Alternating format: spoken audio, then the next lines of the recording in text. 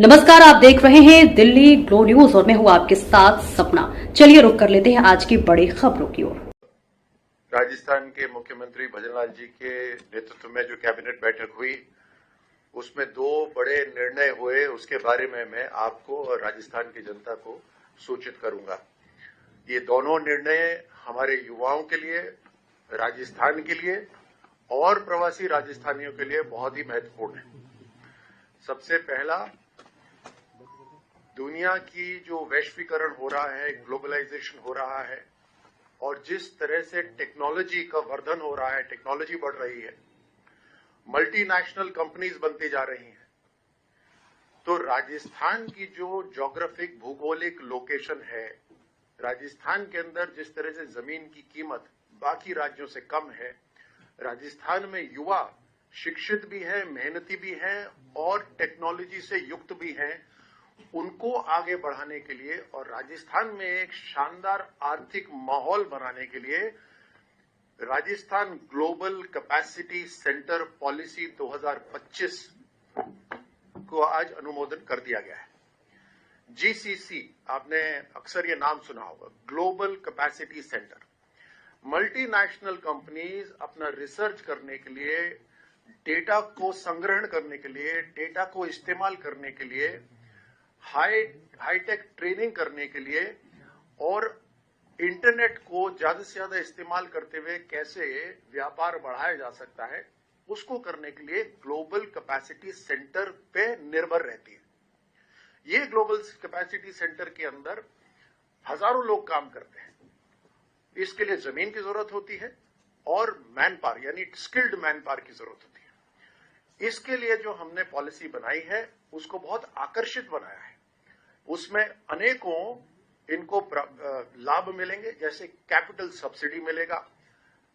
जमीन के ऊपर जो एक्साइज ड्यूटी स्टैंप ड्यूटी लगती है उसके ऊपर सब्सिडी मिलेगा, बिजली की जो खपत होती है, बड़े बड़े कंप्यूटर लगते हैं उसके ऊपर बड़ी मात्रा में सब्सिडी मिलेगी, लैंड कन्वर्जन करने के लिए सब्सिडी मिलेगी और 2000 से ज्यादा जो हमारे युवाओं को रोजगार देगा उनको एक खास तौर से अलग सब्सिडी दी जाएगी। इस तरह से देश के अंदर प्रधानमंत्री मोदी जी का जो विजन है उस दिशा में चलते हुए कि 2047 तक विकसित राष्ट्र बने और हमारे नौजवानों को काम करने के लिए सबको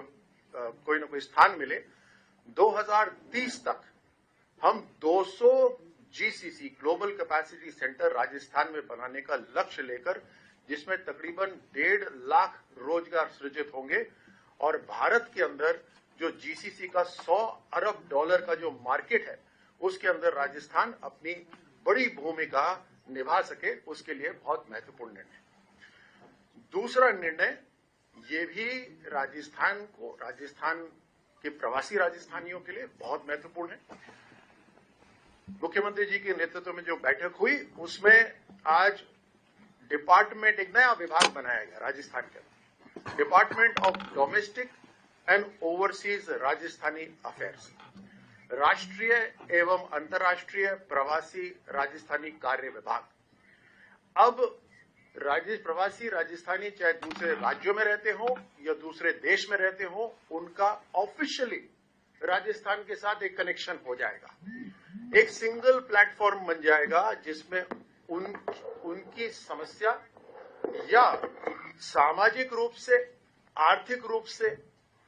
और उद्योग से संबंधित जो भी उनकी शंका होगी या भाव होगा, मन होगा,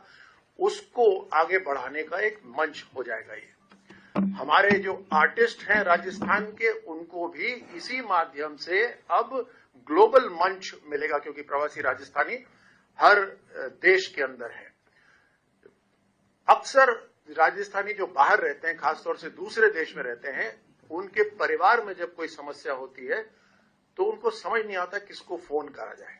अब एक ऑफिशियल तरीके से एक प्लेटफॉर्म बन जाएगा जहां हर जिले के अंदर अधिकारी तैनात होंगे जो उनकी समस्याओं का समाधान करेंगे। उसी के साथ साथ हमारे इंडस्ट्री के अंदर, उद्योग हुआ, सर्विसेज हुए, इन सब के अंदर अगर वो अपना पूंजी निवेश करना चाहेंगे तो उनके लिए ब्यूरो ऑफ इन्वेस्टमेंट प्रमोशन जो उद्योग में है वो तो है ही, पर उसके साथ साथ ये जो मंच होगा, ये जो प्लेटफॉर्म होगा, ये अलग से डिपार्टमेंट होगा, ये पूरी तरह से उनकी काम को आगे बढ़ाने के लिए काम करेगा। तो आज दो महत्वपूर्ण फैसले, लेकिन एक ही विजन, वो है